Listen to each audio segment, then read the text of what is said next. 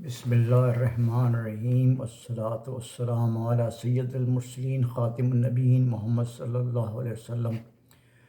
پاکستان منزل بمنزل فیاض مدثر مبین کے ساتھ یہ سلسلہ جاری ہے۔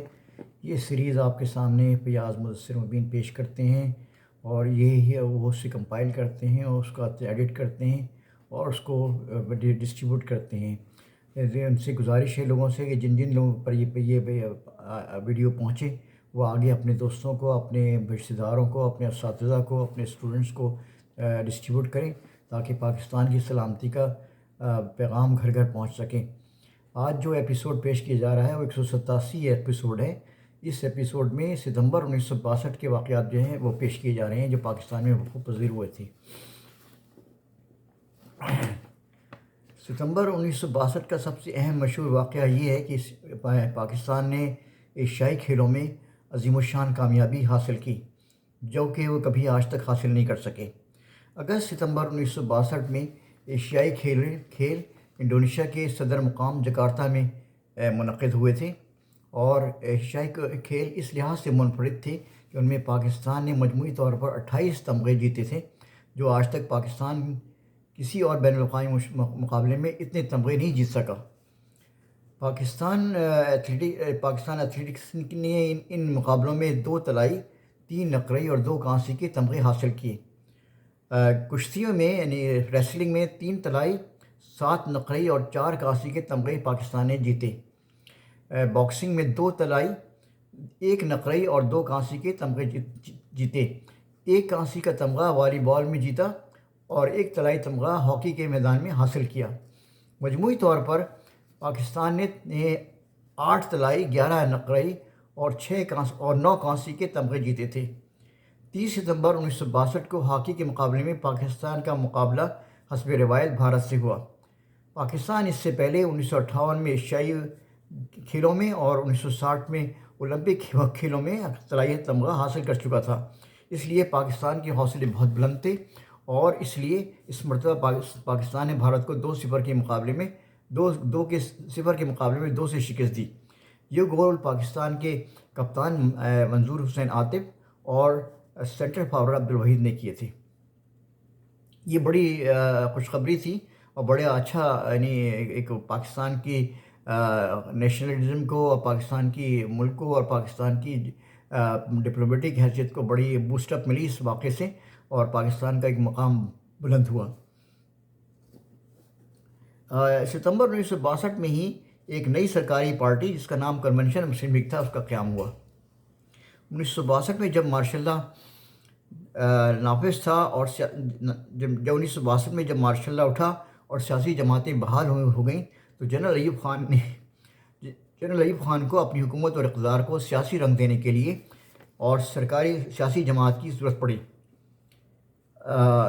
اس سے اندازہ لگایا جا سکتا ہے کہ اس کی نگاہ انتخاب ایوب خان کی مسلم لیگ پڑی۔ انہوں نے 4 ستمبر 1962 کو کراچی میں مسلم لیگ کا ایک کنونشن منعقد کیا۔ اس کنونشن میں مسلم لیگ کے وہ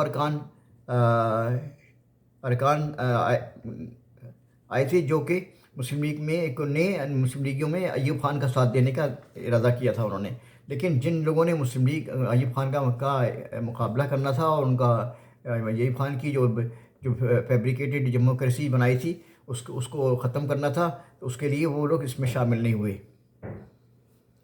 مسلم لیگ کو یہ فیصلہ مسلم لیگ کنونشن میں کیا گیا تھا، اس لیے اس دھڑے کو یا اس ونگ کو کنونشن مسلم لیگ کا نام دیا گیا۔ تو یہ ہے اس کی تاریخ کنونشن مسلم لیگ کی قیام کی اور کیسے وہ بنی۔ کنونشن مسلم لیگ کے ناظم اعلیٰ چودھری خلیق الزماں مقرر کیے گئے تھے اور چند ماہ بعد 22 مئی 1962 کو ایوب خان کنونشن مسلم لیگ کی رکنیت کے نام پر دستخط کر کے اس تنظیم کے رکن بن گئے تھے۔ 1964-65 کے صدارتی الیکشن میں صدر ایوب خان نے اسی تنظیم کے پلیٹ فارم سے حصہ لیا تھا اور پاکستان کے صدر منتخب ہوئے تھے۔ صدر ایوب کے اقتدار کے خاتمے کے ساتھ ہی کنونشن مسلم لیگ کا شیرازہ بھی منتشر ہو گیا اور 10 سال تک ملک پر حکمرانی کرنے والی جماعت چند روز میں گوشۂ گمنامی میں چلی گئی، کیونکہ نہ تو اس کی کوئی تنظیم تھی اور نہ ہی عوام میں اس کا کوئی اثر و رسوخ تھا۔ 1970 کے عام انتخابات میں اس سیاسی جماعت کو عبرتناک شکست ہوئی اور پورے ملک میں اس جماعت کے فقط صرف 2 امیدوار غلام حسن خان اور جمال محمد گریجا کامیاب ہو سکے۔ تو یہ صورتحال تھی پاکستان کی نیشنل پالیٹکس کی، جو کہ مارشل لا ختم ہونے کے بعد ملک میں ظہور پذیر ہوئی تھی۔ 1 ستمبر 1962 کو پاکستان اور بھارت کے درمیان میں تجارتی معاہدے پر دستخط ہوئے۔ 4 ستمبر 1962 کو صدر ایوب نے کراچی میں جامع تعلیمات اسلامیہ کا سنگ بنیاد رکھا۔ 7 ستمبر 1962 کو صدر ایوب دولت مشترکہ کے وزرائے اعظم کی کانفرنس میں شرکت کے لیے لندن تشریف لے گئے۔ 7 ستمبر 1962 کو ہی مولوی تقی الدین نے قائم مقام صدر اور محمد افضل چیمہ نے قومی اسمبلی کے قائم مقام اسپیکر کی حیثیت سے عہدہ سنبھال لیا۔ 8 ستمبر 1962 کو صدر ایوب خان نے لندن میں برطانیہ کے وزیر اعظم میک موہن سے ملاقات کی۔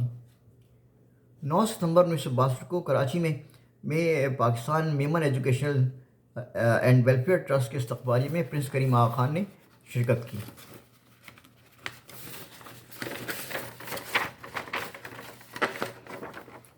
11 ستمبر 1962 کو صدر ایوب خان نے لندن میں دولت مشرق کانفرنس کے وزرائے اعظم کی کانفرنس سے خطاب کیا۔